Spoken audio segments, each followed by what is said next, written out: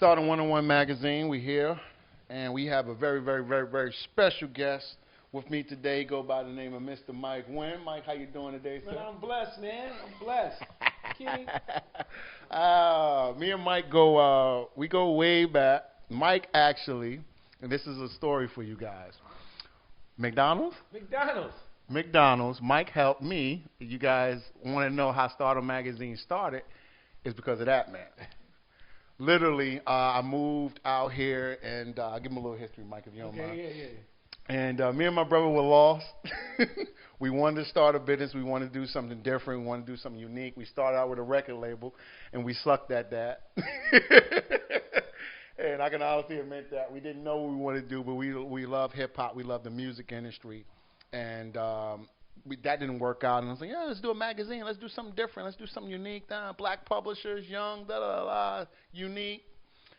But we didn't have no idea about business and how to set up a business and how to get your license, your EIN, and all that stuff, and get it legitimately and all that things, and the paperwork and the process.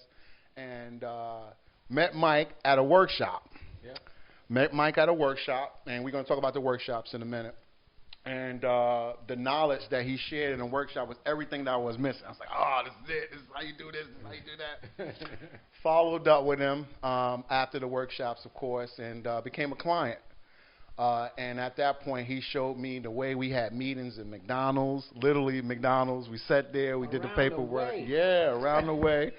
And, voila, the paperwork was pushed. I listened. This is what happens when you listen, artists, and for whoever, you guys, his clients and people that understand and know this man's knowledge is very critical and vital, and I really treasure that. And I listen. It's one thing to hear something, but if you don't apply it, it goes right out the window. So I listen, and voila, the brand was created. It started, the paperwork and things moved. And this was about how long ago was this? 8 years ago, yeah. About a good 7-8 years ago. Wow. Yep. And yeah. So, just a nutshell. I just want to give you guys some history that this is dope because this is that was a flashback, and here we are again. We're still doing what we love to do. Obviously, we're here, and Mike's going to talk. I talk too much. He's going to talk about Mike. If you can briefly give him a brief history about, not even brief, because you've done this. So much in his community. Can you give him some type of history of who is Mike Wynn? Oh, wow. Yeah. Of course, I'm Michael Wynn. I'm 54 years old. I'm blessed that I don't look my age. I don't do stress. I don't do trifling people. That's what's up. And I love to laugh, and I love life, and I'm blessed. Yeah. But I started my career as a rapper, man. Yeah. I made my first rhyme back in 1981. Wow. So I'm first generation hip hop. I remember listening to the radio, man, listening to the Rapper's Delight and Curtis Blow and all those guys, and I was 16 years old, and I said, well, I can rhyme, and I made my first rhyme. I went into the Army, got out of the Army, moved back to Springfield, Massachusetts, my hometown, started a rap group. We put out some records, and we were able to tour and go around the country with our 12-inch record and our cassette. And we sold a lot of cassettes. We sold a lot of cassettes and 12-inch records. Yeah. And I was blessed to do that. And I woke up one day and realized I was corny, and I put the mic down. I put the mic down, and I say that too because there's a lot of rappers reach that impasse in their careers, and they're not where they want to be, but they keep rhyming. If you don't go with the trend, if you're not relevant, put the mic down. Put the mic down, and do something else, and you think about the LL Cool J's and the Ice-T's and all those guys who progressed with their career, Correct. So I got into the business side, and all the people from my small hometown of Springfield said, hey, man, can you help us put our record out? Next thing you know, I was doing consulting work. So Win-Win Situations was born as a consulting company in Springfield, Massachusetts. Me and my wife at the time, I'm divorced now, we looked at the map and said, let's get out of Springfield, Mass. And I said, let's move to Virginia. Wow.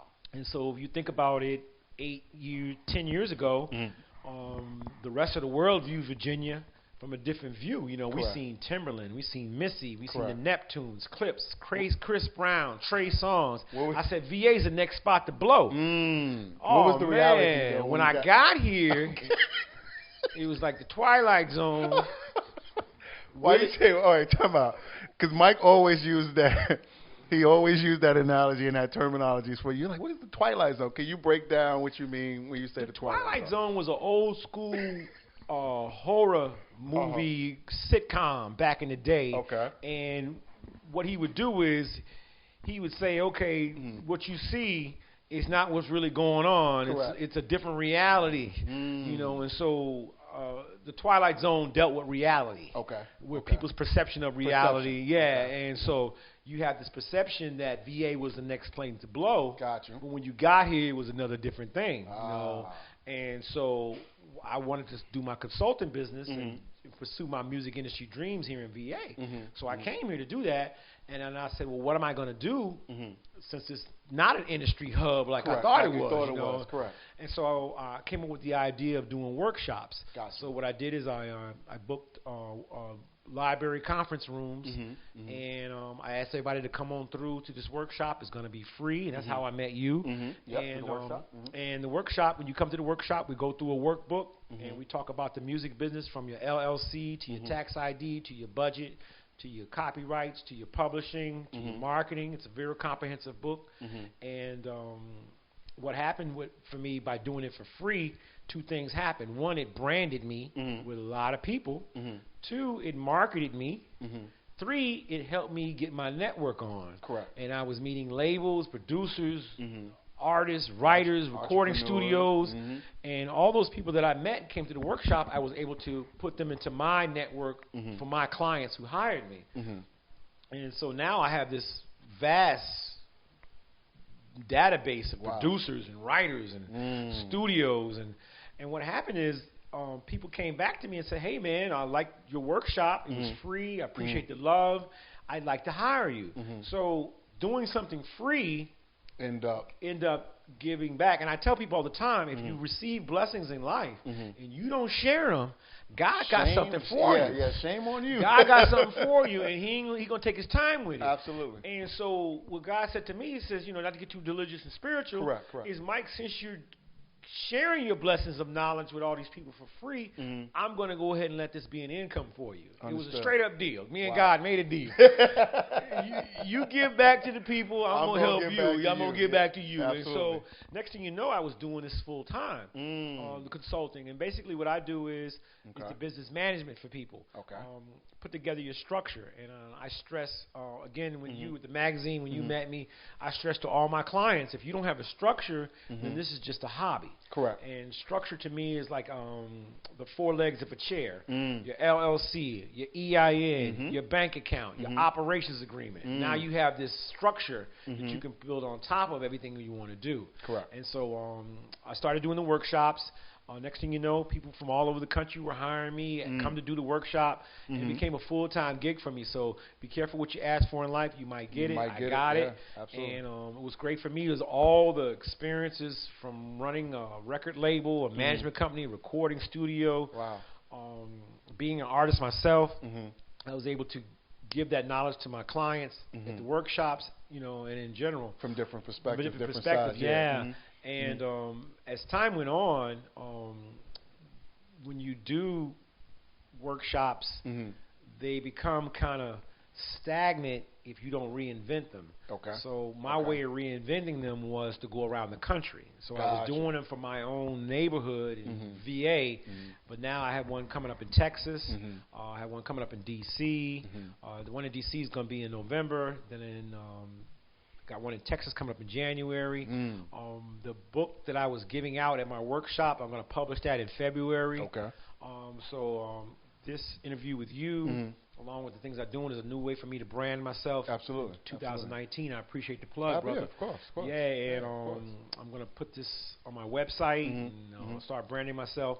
And one of my things I say to my clients is that if there's no return on your investment, why are you doing this?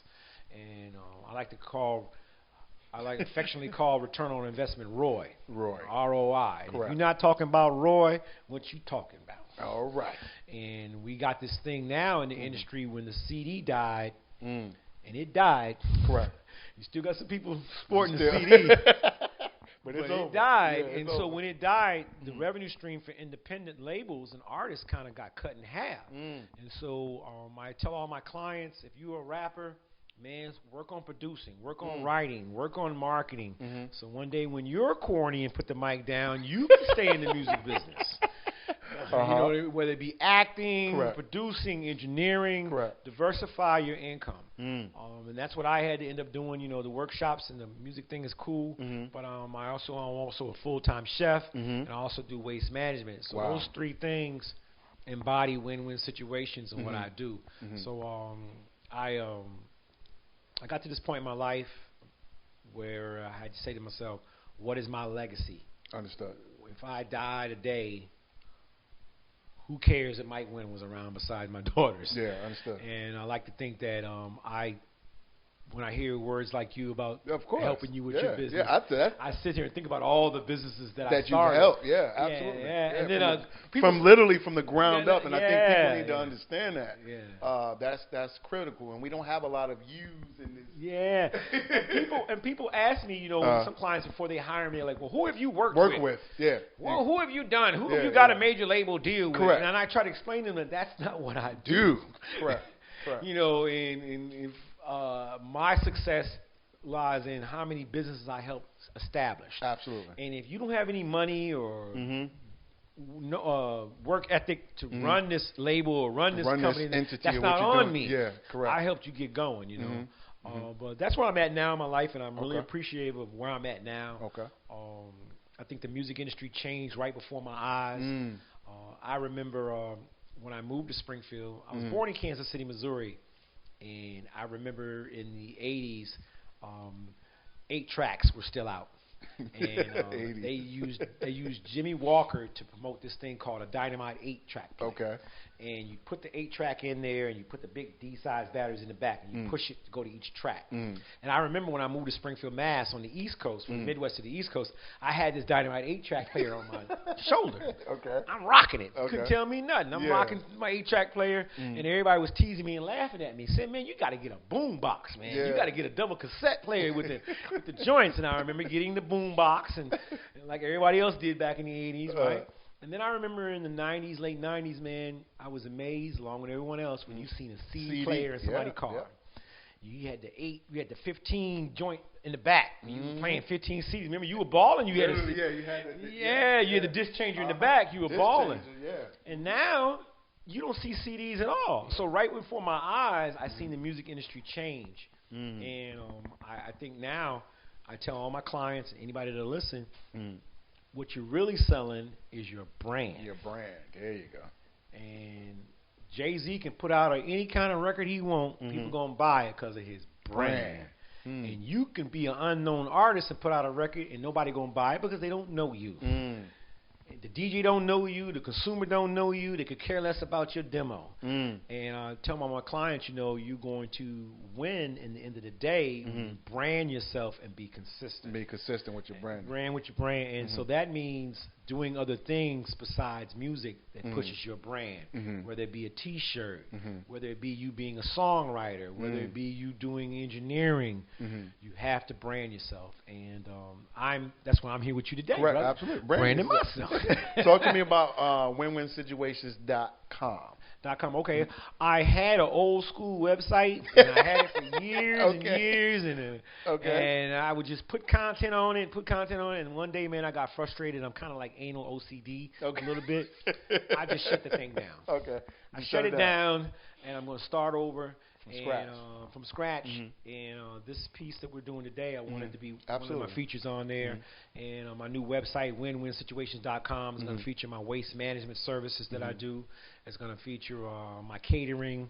I'm a chef, so it's going to cater that. It also is going to feature my music industry services, too.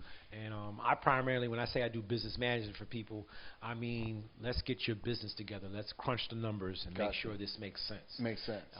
If you're going to spend $5,000, what do you need to do to make that $5,000 back? And if you're not talking about that, then it's a hobby, and I got nothing against that. And I tell all my clients it doesn't matter what your budget is. actually, the smaller the budget, the better, because your L is not as big, because you're going to take an L. You're going to take an L. There you go. You know that you're going to take an L. And I tell people, too, L doesn't necessarily mean lose. It means learn. I like that. And if you can learn from taking that L, you won't make that L again. You won't take that loss again. Correct. And I always tell my clients, too, you know, you got this song. That's another problem I'm having with the music business. What's that? Artists. I use the ugly baby analogy. Oh, God. Say somebody has a baby, right? Okay. And that baby ugly. You don't tell them the baby ugly. No, you it don't wouldn't do be that. nice. That's rude. You say, oh, the hair is nice, the clothes nice, they got pretty eyes. Same thing with the music business. Okay. Cats be doing music, man, and they copying that no originality. Chant. They copying that chant that the Migos doing. They copying that sing-song stuff that Future was doing. And they know it's a hit. And it's an ugly baby. And I had to tell them, I said, before you put this single out, let's put together a body of work. Let's listen to all your music. Okay. And let's get some DJs in here. Let's get some professional opinions in here Yeah, before you put your song out. And a lot of artists are putting out songs that aren't going to sell.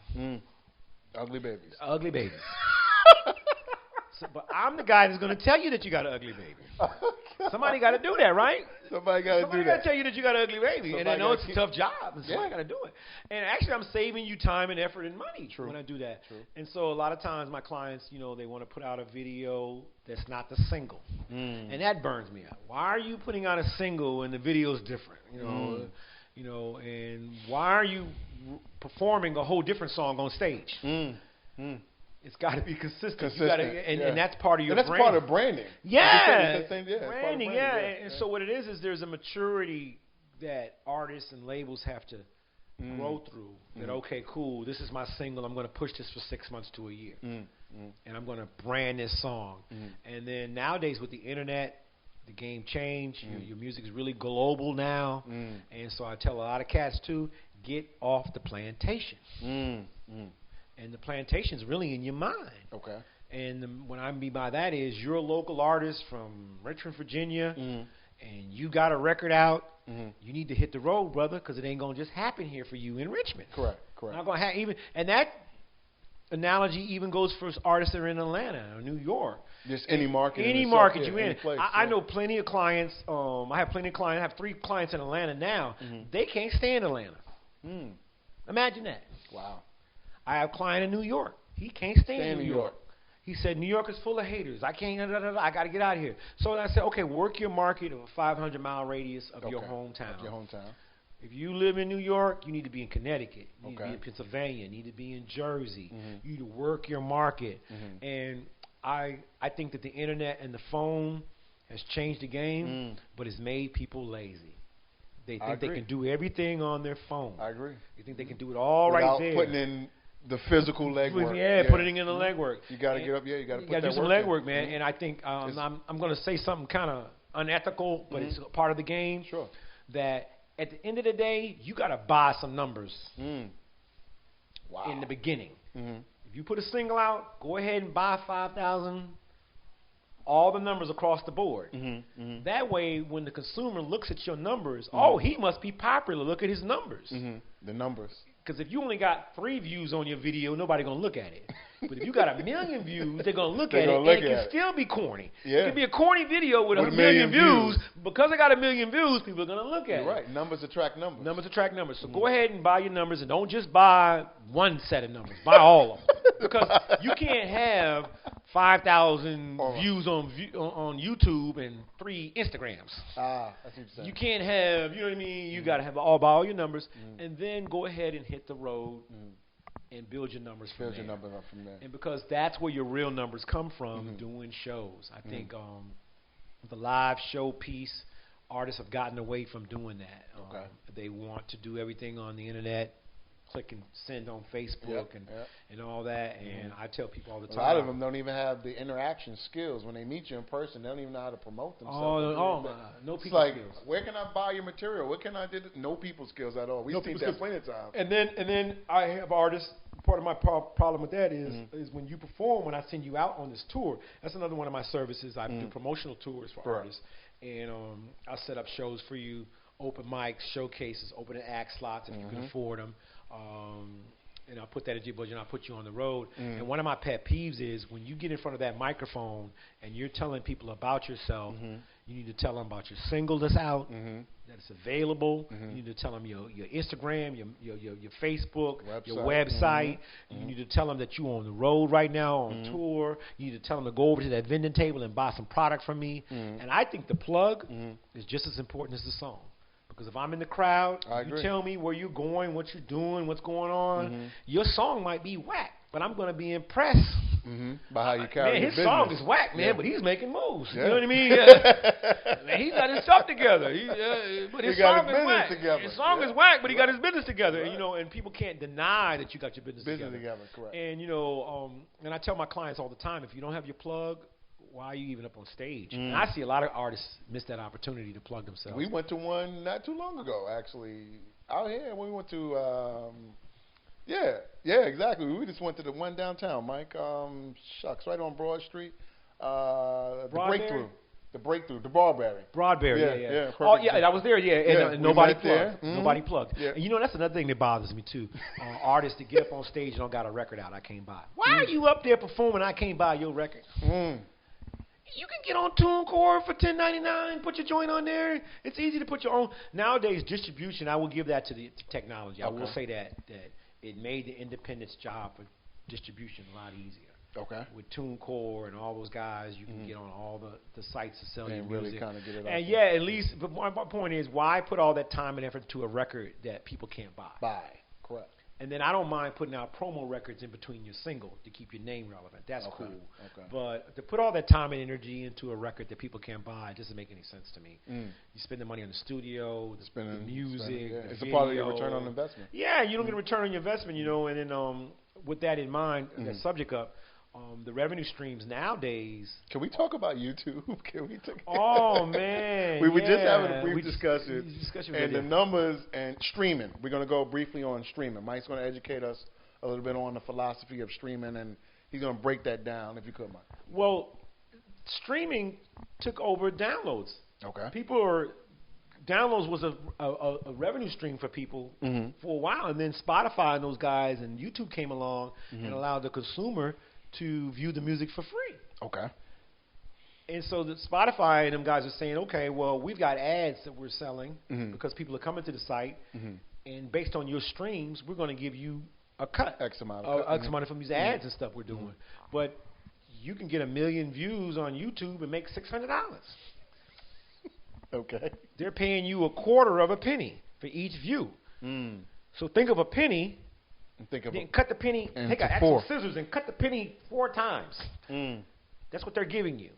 And so with that in mind, streaming, publishing, live performances, merchandise, music production. Okay. You've got to get multiple revenue streams going on. Streaming is just one of them, and it's the most popular thing now. And the only ones that are getting paid off streaming major labels. That's it. They're the ones because they can market whoever they want. They've got the marketing budget to market an artist that they can get those streaming numbers to. But it's hard for an independent artist to get some relevant streaming numbers. Even with 1 million views, you're going to give me $600, YouTube? Thanks a lot. Wow. You know what I mean? But if you're a major label, you're going to get more than 1 million. More than 1 million. Yeah, because you put the marketing money into it. Correct. But I would say to you, streaming with the Spotify and all those guys and YouTube, that's the thing nowadays. And I feel so old when I sit here and I think about the cassettes and the 8-tracks. How long ago? Yeah, it kind of moved around, man. And merchandise is the other piece that it's got to be lucrative for you at your show where you're selling a hat, a T-shirt, a weed grinder, something. Sell something. Sell something because the record stores are closed. So you got this audience, you just did a song, they might have liked your song. Can they buy it? You don't got a vending table, you just missed a sale. And so I don't know how many times I've been to venues and I haven't seen vending tables. You were doing something years ago at that theater. Bird Theater. And all your people there had vending tables. Vending I thought tables, that was dope, man. Yeah, that was a part of the package. You got to have it. Yeah. You were kind of like educating them. You were educating them, man. I need you to. You have to let me see your stuff. People need to see your stuff. I'm gonna sit down with you, but like I said, a lot of people don't. You're missing the sale. You're missing the sale. Mm-hmm. And with that being the main, if you're not getting return on your investment from all the revenue streams coming in, why are you even bothering? And I think what it is, man, some people love this thing because of the art form. And what it can do for you, the materialistic things it produces. Yeah. Some people lust the industry. Some people, But you really don't want to put the grind in. Yeah. And what that means is, I hear people say, well, Mike, you put me on tour, but I got to go to work. Well, you the one wanted to do the music industry. You the one. You. Oh, Mike, my girl. Oh, Mike, my job. Oh, my kid. You ain't the only one with a baby. You ain't the only one married. True. But you want to be in the music industry, you got to put some time in. Correct. And another thing, I think the music industry's changed before our eyes. And I'm old school, man. I think if you're going to get on the microphone and rap, can I hear ill metaphor or not? Can you give me a verse? You're right. And I think all of a sudden it became okay to just chant. He called it chant. It became okay to just mumble. Mumble and chant. And all you had to do was have a repetitive hook. And I'm not against that. True. Because that's one of the key ingredients to a hit record. Correct. Repetitive. Dope beat, repetitive hook. Big beat, yep. And so now I'm sitting before my eyes and I watch the music industry change where the content didn't have to be what it was. Used to be. You survive in a certain area. In a certain area, you couldn't get a record deal with records like that. No. But at the same time, I'm not downing the independent. It's like the evolution of something. Yeah. It made it easier for artists to put their music out, Correct. The internet and the phone, but it also made it easier for us to hear BS. Correct. And so the labels A lot of it. A lot of it. So then the labels are like, oversaturated. Okay, And the record labels were like, okay, well, we're not developing artists anymore. We're not signing artists anymore. Yeah. You got some numbers. You got some money you're making. We'll go in with you and do a venture with you. So that meant that even if you were whack, you got numbers. So let's sign them. Let's sign them, yeah. And so what was happening, all these independent people who were grinding, getting their numbers up, were getting signed, and then that became the face of the music industry, except for hip-hop. I think, two things happened. I'm old school where I grew up, whereas we had, I'm blessed to know about Cameo, Function, Earth, Wind and Fire. Foundation, yeah. Heat Wave, all the R&B bands. And then hip-hop came along. So I was still in the R&B culture, but I was a child of hip-hop. So nowadays, cats don't know about R&B. No. R&B got changed. Where now I ain't got nothing against Chris Brown, but y'all know when that dude first came out, he couldn't sing. Y'all knew that. Nobody said nothing because he was cute. And he could dance. And so I said to myself, they're dumbing down R&B now. Wow. As time went on, his vocals got better. Okay. And I'm not knocking him, but in the beginning, y'all know he couldn't sing. And then, I'm not picking on anybody. And then when Future came out, I said, wait a minute. He's not rapping. What is Future doing? That became the face of hip-hop. Hip-hop, yeah. And now it's normal. Yeah. And people forgot that, wow, verses with lyrics, and metaphors, and vowels, and adjectives, and pronouns. What about those? Nobody does that anymore. Holding a note, we got the thing that can make you sing. With the T-Pain thing, when T-Pain came out, And so right before our eyes, we watched the game become easier and more accessible to independents, but I also watched it get dumbed down. And I think that everything goes in circles and cycles. It's going to come back around again? It's going to come back around. It's going to come back around. It's going to come back around. And another thing happened before my eyes, too, was I remember when hip-hop was conscious. And now you can put out a record where you're moving keys of coke and shooting people. And that's a hit record. And then I turn around and see my young 10-year-old nephew. You need to cut it.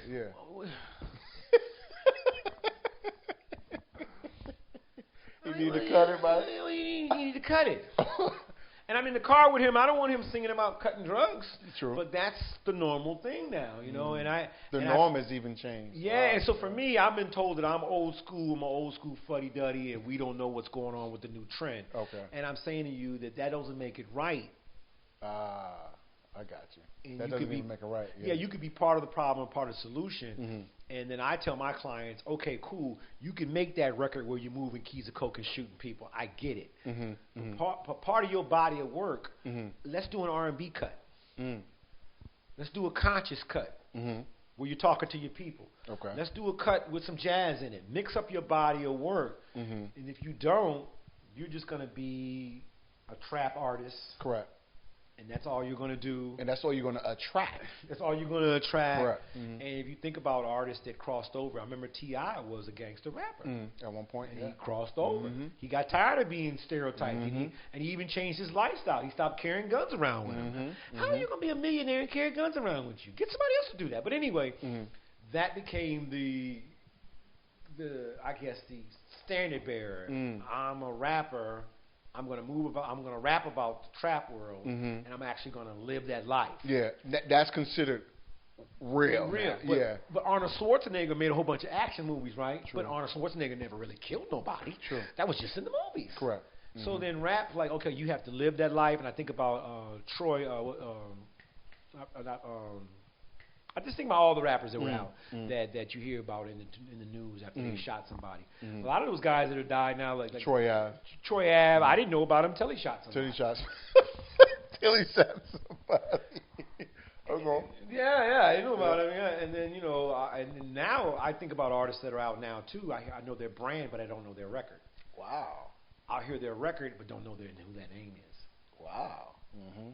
And because I'm old school when I like quality music, and my brain is not registering that song as a quality record. But I'm respecting your grind. But I'm respecting your hustle. I get it. You know, you probably worked hard to get to this point. Correct. But I'm just into quality music, and I think I hope and pray that R&B and hip hop will make a resurgence. You know, but I watched the game change before my eyes. And I would say to any artists that are aspiring out there now, that want to do this thing, want to be in this music business thing, I would say get your business together first. You know, well, your music's first, but that should be your first step, is to get your business together. And at the end of the day, if you get your LLC, and a tax ID, and a bank account, and you spend this money on this music thing, and you don't make any money back, Uncle Sam is saying, okay, cool, because you got an LLC and a tax ID, I'm going to let you write that off on a deduction on your taxes. Correct. Touchdown. Correct. I tell people all the time, no, I don't. None of my clients with platinum, but they got some money back on their taxes. Tax break. Yeah, and that's what Donald Trump did. And so if you're not playing the game, then you need to stay out of the game, and it's just be a hobby for you. But come out of your pocket, you work a 9 to 5, you got bills to pay, you got family to feed, and for you to go ahead and take that L and not get a return back, it doesn't make sense. At least at the minimum, write some of that off on your taxes. And so whoever's doing your taxes, they're going to ask you for the LLC and the tax ID. And then they're going to see your expenses. And so that video, the recording studio, the graphics, all the fees and things that you come out your pocket, those are deductible expenses for you to get money back on your taxes, just like you get a deduction for child care and college and mortgage. Uncle Sam will give you a deduction for your small business. And so I get a lot of pride when I'm helping my clients at least get some money back. And I think getting your taxes and taking care of business and handling your business is part of it. And a lot of cats want to skip steps. They want to go straight to success, and they don't want to do the grind. The groundwork. And then another mistake people do, we talked about this earlier, is people wearing too many hats. My time on this planet, I've noticed that humans are cheap, distrustful, think they know everything, and don't like nobody telling them what to do. That is a human characteristic. and so when I come in, I'm dealing with this artist. He's a trap artist from around the way. Grew Correct. up in the projects, and Correct. he don't trust nobody, and he's been bamboozled and lied to and hustled all his life. And here comes this fast-talking Mike Wynn. And I had to go ahead and slow down and say, hey, brother, I'm on your side. Correct. Let's do this correctly, you know. And it's a good feeling when that light bulb gets to the top of people's heads. Yeah, they can understand the bigger picture. Yeah, and that's one of my blessings that I can pass on and I receive back, and when people get it. And I can't get away from black male rappers. They're like half of my client base. I used to be a black male rapper, but there's so many black male rappers. And I tell people, I say that to them, I say, you know you're in a crowded field, right? Yeah. And I use the analogy of football and basketball. You know how many people can play ball, don't get drafted? What's going to make you different? And it definitely is not your music, because you rapping the same thing they're doing, you know. Right. And I really blame the major labels for putting out the psychological warfare about black men. And then they went ahead and put it out for black women too. And they went ahead and signed artists that were rapping and singing about lifestyles that weren't realistic to everybody. Not everybody sells drugs. Not everybody has a gun. But when you hear it, the record, you think that's all we do. Correct. And I said to myself, okay, that's part of the psychological warfare to keep the black man down. I don't know, to keep the black people down. And I said, oh, wait a minute, there's white kids that like hip-hop too. And I'm like, okay, well, what is going on? And it goes back to what Hollywood said. Hollywood said sex and violence sells. Sells all day. Period. Yeah. And so, unfortunately, you have kids out there that are reciting violent rap lyrics but don't know no verses from the Bible. Okay, I don't know all the verses from the Bible, but I mean, I'm not. Yeah. You know what I mean? And I don't want to stereotype anybody, but I couldn't help but notice when I hear young kids today quote those verses. I'm not picking on my man, you need to cut it, but Correct. that's a good example of it. And then I think about P.E., Public Enemy put Public out Enemy. Fight the Power, and you were quoting those lyrics. And now I can't name anybody's rhymes. Wow. But I know Rakim's. Yeah. 21 MCs, Season. 7 MCs, put them in a line, take 7 more brothers that think they can rhyme. It'll take 7 more before I go for mine. 21 MCs at the same time. Now, that's off the top of my head. Why did I remember that? Because it was a memorable metaphor. It was quality lyrics. And I think we're lacking that. So my new thing I'm going to do, I got this band I'm starting. Okay. And the band is called America. And it features white, black, male, and female artists. And they're all young. Okay. And they're right now we've got them doing cover songs. Okay. And I got them doing quality cover songs, songs that were hit records. And from the band, I'm going to branch out. From the band, there's going to be a boy group that comes out of that band. There's going to be a girl group that comes out of that band. And there's going to be a rap group that comes out of that band. So we use the band as the nucleus. And that band will back everybody up. Nice. Okay.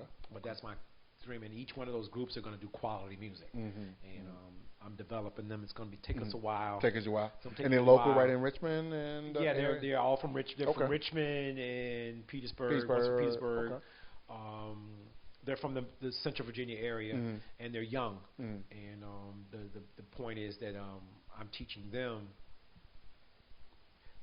One of the covers that they're doing is they're doing Reasons, Earth, Wind, and Fire. Wow.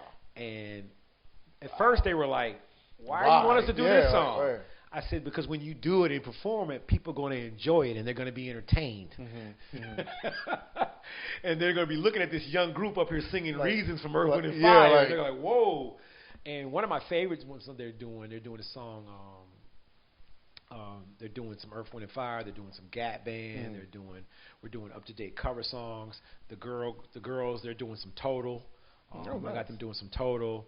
And I want to lead by example. So I'm sitting here talking about that quality thing. So that when this project comes out, okay. Hopefully I can put up or shut up with it. Correct. Like, hey, look, this is the standard it should be. Correct. And I think that standard's gone low now. And nobody cares. I think we said that low standard is the normal. And I think that the music, people need to actually sing. Songwriting needs to actually mean something. You know, that's where I'm at now. And so the win-win situations is branching off into the waste management. Chef, you cook. And the chef and cooking. And the waste management came about because I have OCD. A lot of the restaurants in Shockoe Bottom in Richmond, Virginia don't have anywhere to put their trash. And so one day, it just bothered me. And what did you do? It just bothered me. Yeah. I told them, I said, listen, I'll come pick up your trash. They said, well, the city picks our trash up on Thursdays. I said, yeah, but you're a restaurant, and you don't want that trash sitting in front of your door till Thursday. And so next thing you know, got a golf cart. 5 in the morning, I'm around Shockoe Bottom. I had like 32 clients. Wow. And Shockoe Bottom and Jackson Ward, I pick up the trash in a golf cart, take it to a dumpster.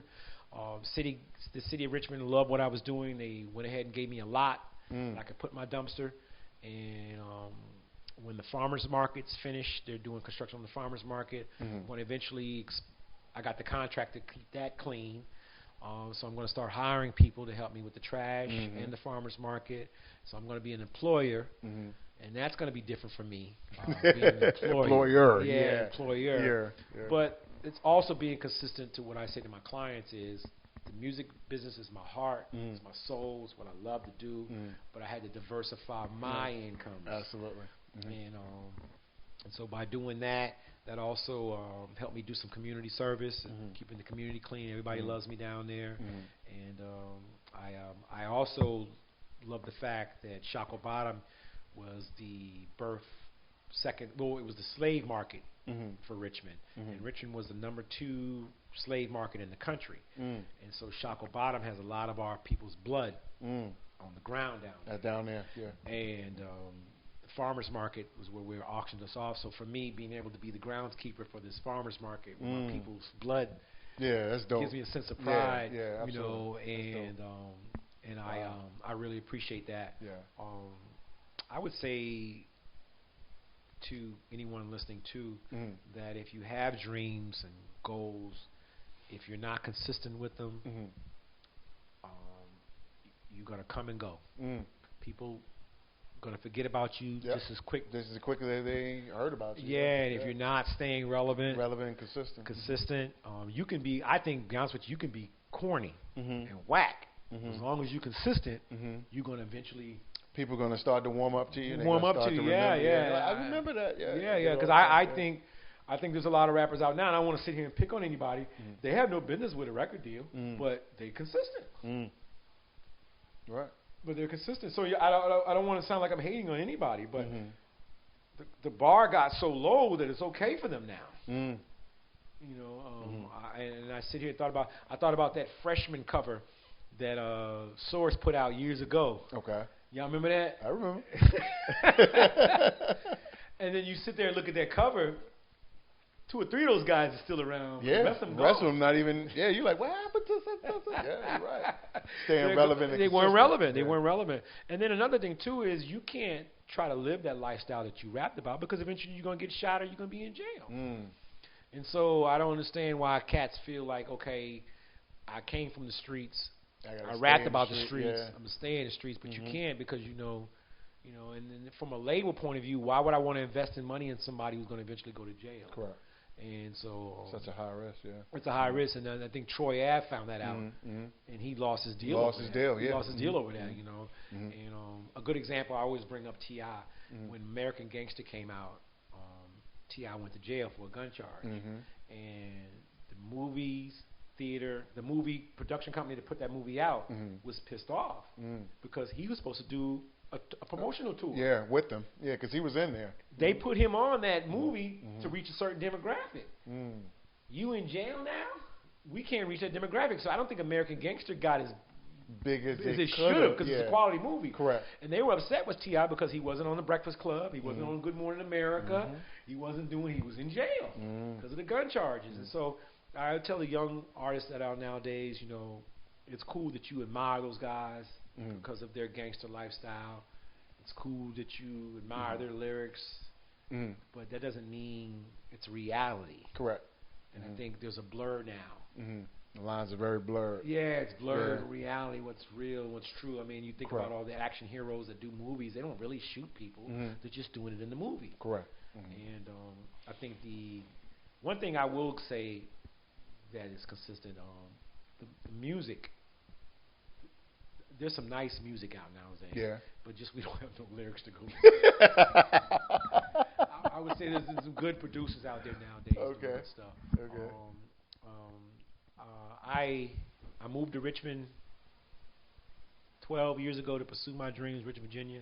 I pursue my dreams, and I'm blessed that I could do that. And I woke up one day and I had to worry about money anymore. And I said, so what should I do? I'm going to start giving back, helping my people out. And Mike, how can we get in contact with you? Speaking of giving back, how can anyone get in contact with you if they want to become a client, they want to follow up from this interview? I've had the same phone number for 30 years. Yes, you have. 804-317-6032. 804-317-6032. Please leave a message. I don't pick up strange phone numbers. People call. I'm not going to pick up. Leave a message or a text, and then I definitely will return the phone call. The website, winwinsituations.com, is going to be up pretty soon. That's WYNN. Is it an email address WYNN. My email, winwinsituations@gmail.com. I have an Instagram. That's Michael Wynn. I'm not a social media type of person like I used to be. I'm still old school. I want to hear your voice. You know what I mean? And a lot of people have substituted texting for real conversations. Yeah. And Messenger, Facebook Messenger, that's not a real conversation, dude. But I understand how that is nowadays. But That's the I appreciate this, man. Absolutely. We wanted to take our time. We had a wealth of information. We hope you guys enjoyed it. And we wanted to get this information out to the public, to the Stardom audience, to Mike's audience, to the new people that's watching us grow. Because you're seeing 8 years of growth here. And no matter what, I always got this man's number. He always got my number. And for some reason, we find each other. And I tell people all the time, man, relationships are so important. Absolutely. And when I send my clients on the promotional tours, I do tours anywhere in the country you want to go. I tell them that performing piece is important. Plug piece is important. But going around that venue, shaking hands, networking with people, getting phone numbers, critical, just as important as anything. People might say, you know what? That guy was corny on stage, but he's good people. Good people. Man, his song sucks, but he's a good guy. You know what I mean? And it's your people skills, and knowing people and shaking hands and starting relationships. I think mean mugging, that's another thing that a lot of rappers do. They'll go in the club and just mean mug on the side and not introduce themselves to nobody. Trying to look like the toughest in the building. That's just not winning. Go around and introduce yourself to people, man. And even if that other artist was on stage, go up and shake his hand. And even if he wasn't good, tell him he was good. And shake his hand. Shake his hand. Yeah. Network, but networking is crucial, man. And I sit here and think about it is, me and your relationship, wow. You sent me business, I sent you business, and I don't. Anybody that asks for, how do you do this? I don't even bother because I can't do what he do. How do you get started? Listen, I got someone perfect. He's gonna answer all your questions. You might want to get a pen and a pad. It's gonna be a nice conversation. And I would say that to people too. Again, my phone number. Call me because I love running my mouth and talking to people. So when you call me, I'm gonna bless you with so much information, and you don't have to hire me. You don't have to hire me for me to bless you. And at the end of the day, I like meeting people. Meeting new humans is one of my favorite pastimes. I love meeting new people. That's what's up, man. That's what's up. Stardom101 Magazine exclusive. We live. Mr. Mike Wynn, once again. Appreciate Thank you, brother. Thank you, man. Absolutely. Thank you, man. Thank you. We are out. Check this interview out on YouTube. Of course, Stardom101 Magazine TV. We out.